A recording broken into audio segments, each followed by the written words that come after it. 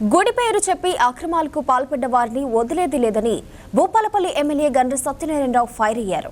అందరి సహకారంతో నిర్మించిన గుడి కాబట్టి ట్రస్ట్ను క్యాన్సిల్ చేసి ప్రజల గుడిగా దానిని మారుస్తానని అన్నారు.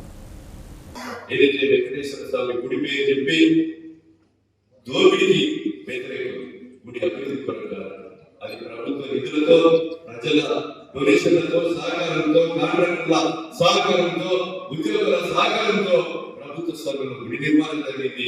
ఆ గుడి స్థలాన్ని గండ్ర జ్యోతి కుటుంబం ఈ రోజు ట్రస్ట్ పేరు మీద రిజిస్ట్రేషన్ చేస్తున్నారు. ఎవరి ఇచ్చారని పంపుతున్నారు. ఆ ట్రస్ట్ ను క్యాన్సిల్ చేస్తా, అది ప్రజల గుడిగా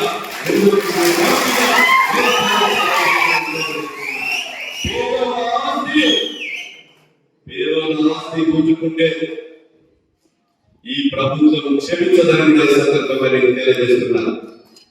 ప్రాణం ఉన్నంత వరకు నిజాయితీగా ఉంటాం.